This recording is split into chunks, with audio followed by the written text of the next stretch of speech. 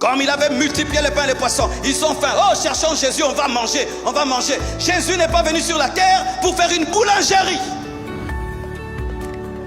Il n'est pas venu pour faire une poissonnerie. Mais il peut donner le poisson, il peut donner le pain. Mais il est venu pour plus que cela, pour ton cœur. Mais eux pensaient que Jésus était venu pour leur estomac. Nous voyons encore un autre niveau de sanctification. La sanctification motivée par le profit. Motivée par le profit. Et qui enseigne ça? Satan. Job 1, verset 9, la Bible dit: et Satan répondit à l'Éternel: est-ce d'une manière désintéressée que Job craint Dieu? Est-ce que c'est d'une manière désintéressée que Job craint Dieu? Tu l'as béni en tout. Tu lui as donné des beaux enfants. Tu lui as donné des bœufs. Tu lui as donné des brebis. Tu as fait de lui l'homme le plus riche du monde. Mais c'est normal qu'il te craigne. Permets-moi seulement de le toucher et tu verras qu'il te maudira en face. Pourquoi Satan a dit cela? C'est de par son expérience, de par son observation. Il a remarqué que certains hommes obéissent à Dieu parce qu'ils ont des profits, parce qu'ils prient et Dieu exauce et il est encouragé. C'est ce qu'on entend. Ah, si ton Dieu est mort, essaye le mien, essaye le mien. Et mon Dieu, c'est tic au tac, tic au tac, tic. Mais quand tu fais tic et puis ça fait ta ta ta ta ta tac, tu laisses Dieu. C'est pourquoi, chers prédicateurs, présentons bien l'évangile. Alléluia. Disons tout aux gens. Amen. Hein? Comme ça, quand il y aura des tic tic tic tic tic tic tic tic tic tac, il comprendra que tu vas enseigner tic tic tic tic tic tac. Ah oui. J'enseigne un Dieu, tu pries, il t'exauce. Mais aussi tu pries, il répondra quand il voudra. Parce qu'il est un souverain, c'est un Seigneur. Je n'enseigne pas, deviens chrétien, ta vie sera en rose. Mensonge, certains tu deviens chrétien, tu seras persécuté par ta famille. Tu seras poursuivi de ville en ville parce que tu prêches la vérité. Oh, deviens homme de Dieu, le monde entier t'aimera. Archi faux, on peut te haïr parce que Dieu t'a vraiment appelé. Ça aussi c'est la Bible. Donne-moi l'amen, hein? La sanctification par profit. Se sanctifier pour gagner le cœur d'un chrétien. Je vois ça, certains païens qui viennent ici. Ils voient notre sœur qui chante bien. Elle craint Dieu. Elle dit, ah, la sœur, elle est comment? Ah, elle, si tu ne pries pas, tu ne l'auras pas. Il commence à prier. Ribrosa. Tu sais, créer les parler en langue, tu peux le faire, hein? Car yamama, yamama, yamababa. Ah! Et puis il dit, et plus il devient, j'aimerais me faire baptiser. Et on les baptise aussi. Et se faire baptiser, tout le monde peut tomber dans l'eau. Et puis il vient à l'église, il voit que nous tous on aime se prosterner ici, lui aussi se prosterne. Et puis la sœur dit, hey, comment ça se prosterner? Qu'est-ce que prosternation? Attention aux prosternations. Il voit que non, tout le monde quand la parole touche vient donner l'offrande. Lui aussi vient, il donne l'offrande. Il se déguise en ange de lumière pour t'avoir. Frères, sœurs, ta sanctification est provoquée par quoi? Certains, ils travaillent chez un patron qui craint Dieu, dit, moi je suis un chrétien, chez moi pas d'alcool, chez moi pas ceci. Et tu vois le chauffeur, il arrête de prendre de l'alcool, il arrête de fumer la cigarette parce que son chef est chrétien. Mais tu vas voir en kundulupin, c'est-à-dire en secret, il va fumer et il va boire. Pourquoi? Il le fait pour un homme. Certains, parce que papa prie, papa craint Dieu, alors tu te mets carreau, parce que tu aimerais que papa te paye les études, qu'il t'achète des habits et qu'il te ceci. Mais dans le secret, tu commets des graves péchés. La sanctification motivée par le profit.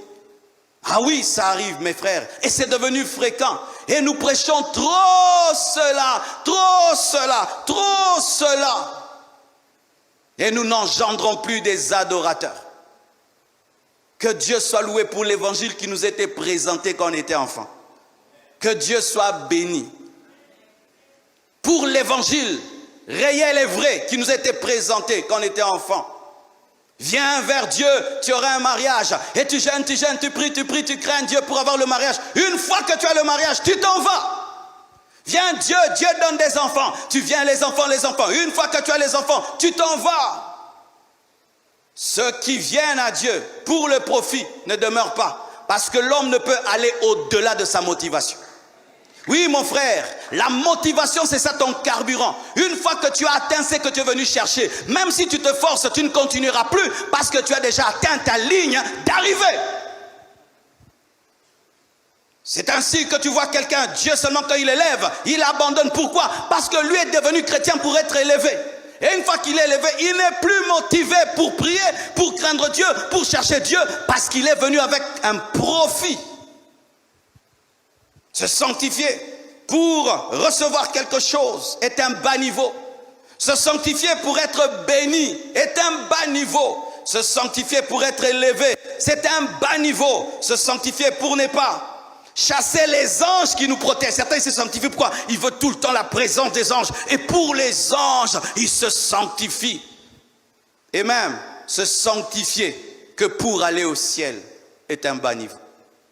Oui, se sanctifier que pour être enlevé, que pour ça, pour être enlevé. Je ne veux pas subir la marque de la bête. L'antichrist arrive, la marque de la bête, je dois le craindre. C'est-à-dire que tu n'aimes pas Jésus, mais tu as peur de l'antichrist. Oui, Église, nous ne devons pas rechercher l'enlèvement parce qu'on a peur de l'antichrist, mais parce qu'on aime Jésus. Nous ne devons pas soupirer après l'enlèvement parce qu'on a peur de la tribulation, mais parce qu'on aime Jésus. Nous ne devons pas soupirer après le ciel sans aimer le Dieu du ciel. Tu vas t'ennuyer au ciel et d'ailleurs tu n'entreras pas parce que Jésus n'enlève que ses amoureux. Ah oui, frère, l'enlèvement est un mariage. L'enlèvement, ce n'est pas un sauvetage. L'enlèvement, c'est un mariage, ce n'est pas un sauvetage. Quand on sauve les gens, on les sort de l'eau. Mais l'enlèvement, c'est un mariage. Et pour qu'il y ait mariage, il faut qu'il y ait l'amour. Au temps de Jésus-Christ, il y avait des hommes qu'on appelait les mangeurs de pain et de poissons. Et tous ceux qui recherchaient en Jésus, c'était le pain et les poissons. Comme il avait multiplié le pain et les poissons, ils ont faim. Oh, cherchons Jésus, on va manger, on va manger. Jésus n'est pas venu sur la terre pour faire une boulangerie. Il n'est pas venu pour faire une poissonnerie. Mais il peut donner le poisson, il peut donner le pain. Mais il est venu pour plus que cela, pour ton cœur. Mais eux pensaient que Jésus était venu pour leur estomac. Ces deux sanctifications, par la peur et pour le profit, j'appelle ça la sanctification des serviteurs. Tu vois, le serviteur, il a peur d'être chassé et il travaille, il obéit à son maître pour le salaire. Et souvent, nous sommes que des serviteurs de Dieu. Des serviteurs de Dieu. Tu as peur d'être frappé par le patron, tu as peur d'être chassé par le patron. Et tu travailles dur pour avoir ton salaire à la fin du mois. Et tu vois, il balaye, il torchonne. Tu penses qu'il t'aime. Il ne t'aime pas. Il aime son salaire. Sommes-nous ainsi, mes frères? Obéissant à Dieu pour notre salaire, pour notre récompense? Regardez ces choses-là. Tu vois un aveugle et pour que tu puisses l'aider, il faut qu'on te prêche que Dieu te le rendra. Si on ne te prêche pas que Dieu te le rendra, tu ne vas pas aider l'aveugle. Tu aides les orphelins et les veuves parce que Dieu te le rendra. Donc s'il n'y a pas de récompense, tu ne vas pas aider l'aveugle. Quelle méchanceté. J'ai entendu un païen le dire. Il a dit, les chrétiens sont terribles. Eux, pour aider les autres, il faut une promesse que Dieu leur rendra. En soi, ils utilisent les pauvres comme étant la terre. Oh oui, frère. Pourquoi tu ne peux pas aider quelqu'un seulement pour l'aider, sans rien attendre en retour? Nous, tout ce que nous faisons est motivé par la récompense. Qu'est-ce que j'aurai en retour? L'esprit de Pierre. Qu'est-ce que j'aurai en retour? Qu'est-ce que j'aurai en retour? Qu'est-ce que j'aurai en retour? Donc, tu ne peux rien faire pour rien. Tu ne peux rien faire pour rien. Pour rien. Rien. Et que ce soit pour les hommes ou pour Dieu, toi, tu fais tout avec un calcul récompense. Un bas niveau dans la sanctification, un bas niveau dans la récompense, toujours des calculs et toujours des calculs, rien pour rien. Imagine quelqu'un vient, il dit, Pasteur Marcelo, je t'offre cela pour que Dieu me bénisse. Tu ne m'aimes pas? Tu ne m'aimes pas parce que tu peux donner ça à n'importe qui, Dieu te bénira. Je veux un amour personnalisé, pas généralisé. Alléluia.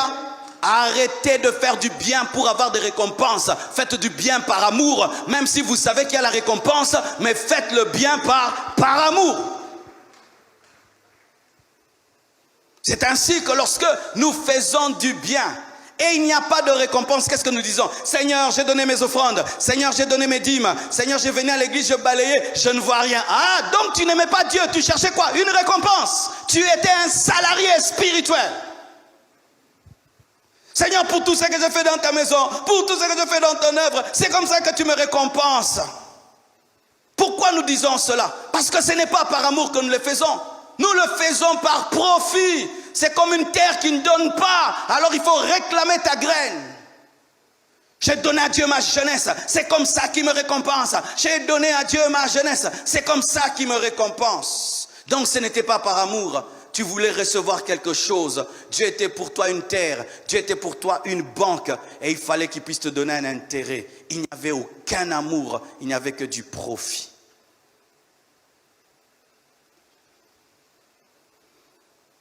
Cette sanctification est faible lorsque la bénédiction tarde. Je vois des fois des jeunes serviteurs de Dieu. Ils me voient, ils me disent « Ah Marcelo, oh, vraiment je sers Dieu, je vais être comme toi. » Frère, je suis pasteur depuis l'âge de 23 ans. Aujourd'hui j'ai 47 ans. Je ne cache pas mon âge. J'ai fait 24 ans. Pendant 11 ans, j'ai ramé, galéré, Kembadio, Dokimazo, Archi, Dokimazo Kembadio. J'ai manqué où dormir, j'ai manqué où manger, j'ai manqué des vêtements. J'allais de maison en maison. Des fois même je dormais dans mon bureau. J'ai dormi dans des garages. Que je n'ai jamais servi Dieu pour recevoir quelque chose. Lorsqu'il m'a appelé, vous savez ce que j'ai dit à Dieu? Si en m'appelant, tu feras de moi l'homme le plus pauvre du monde. Et tu feras de moi un homme raté de la vie. Et c'est ça ton plan, qu'il en soit ainsi. Je te servirai toute ma vie. Ce qui m'arrive, ce sont les accidents du parcours et les surprises divines. Mais ça n'a jamais été un but. Car si c'est un but, et le but tarde, tu vas t'arrêter. C'est pourquoi tu t'es arrêté de craindre Dieu. Parce que toi, quand tu es venu à Dieu, c'était pour être multimillionnaire. Maintenant, les multimillions tardent, tu es toujours dans les francs congolais. Oui, tu étais venu pour le mariage. Ça fait 5 ans que tu n'es pas marié. Et on bénit à gauche, on bénit à droite. C'est pourquoi tu es rentré dans le monde. Parce que tu étais venu pour quelque chose. Qu'est-ce qui t'amène auprès de Dieu? Qu'est-ce qui te pousse à servir Dieu? La gloire, l'honneur. Mes frères, il y a des grands hommes de Dieu qui ne seront jamais connus. Je répète, il y a des grands hommes de Dieu qui ne seront jamais connus. Vous savez, au ciel, nous serons étonnés. Dieu va nous montrer les premiers. Tu vois, il vient de la forêt équatoriale. Lui n'a prêché que les pygmées. Il n'y avait pas YouTube, Facebook, ni Internet, ni Instagram, mais il est connu. Ce n'est pas YouTube qui présente, qui élève. Ce n'est pas Facebook qui élève. Et nous n'aurons pas une récompense en fonction des abonnés et des followers, ni des j'aime. Fais attention à ta motivation, frère, parce que Dieu peut avoir d'autres calculs. Il peut avoir d'autres calculs. Et si c'est ton but, le profit, le jour que ça va tarder, tu vas abandonner. Même vous qui vous sanctifiez pour l'enlèvement. L'enlèvement, ça peut avoir même lieu en l'an 3000. Ah oui, j'aimerais vous dire la vérité. N'est-ce pas que Paul a dit que les morts en Christ se ressusciteront premièrement et nous, les vivants, nous serons transformés? Au temps de Paul, Paul attendait que l'enlèvement ait lieu en son temps. Voilà qu'il y a 2000 ans, Jésus n'est toujours pas revenu. Si toi, ta sanctification, c'est seulement l'enlèvement, et maintenant l'enlèvement tarde. Vous savez, en 2000 ans, un de mes amis a dit, Marcelo, j'arrête les études parce que je te dis, cette année, Jésus revient. Nous sommes en 2022. Qu'est-ce qui te motive? Quel profit tu cherches? Je me sanctifie pour l'onction, avoir l'onction, frère. Il arrive des fois, tu fais un jeûne de 40 jours, tu sors de là, pas de puissance. Et un autre jour, tu manges trop, beaucoup de puissance. Qui a déjà vécu ça? Où tu te dis, ça c'est quoi? Dieu veut te montrer qu'il est souverain, il fait quand il veut et comme il veut. Quelle est ta motivation? La peur ou le profit? Ces deux dimensions sont imparfaites. Elles sont bonnes, car quand même tu obéis, quand même tu fuis le péché, quand même c'est bien, mais ce n'est pas la perfection. Pourquoi? Parce qu'il y a un défaut dans ces deux sanctifications. Elles ne tiennent pas face à l'épreuve, elles ne tiennent pas face au temps. La Bible nous dit, comme Moïse tardait, Le peuple a demandé à Aaron de faire un veau d'or comme Moïse. Leur sanctification dépendait de la présence de Moïse, de la peur de Moïse, de la crainte de Moïse. Mais quand Moïse est parti, ils ont fait un veau d'or. Comme certains, vous craignez Dieu à cause de vos pasteurs. Certains, vous craignez Dieu parce que à l'église, tu es connu. Et tu voyages, tu te retrouves dans un endroit, personne ne te connaît. Tu vis comme un païen. Certains, vous craignez le pasteur, l'homme de Dieu. Le pasteur, on va t'accuser chez le pasteur. Alors si tu vas à un endroit où on ne t'accusera pas, tu fais n'importe quoi. Une mauvaise sanctification. Se sanctifier parce qu'on sait que tu es chrétien. Voyez des choses pareilles. Et les gens savent que je suis chrétien. Les gens savent que je suis chrétien. C'est pourquoi tu te tiens à Coro. Parce que les gens savent que tu es chrétien. Un bas niveau, se sanctifier parce que les gens savent que tu es un homme de Dieu. C'est pourquoi toi, tu abandonnes le péché, tu obéis à Dieu parce qu'on sait que tu es homme de Dieu. Un bas niveau.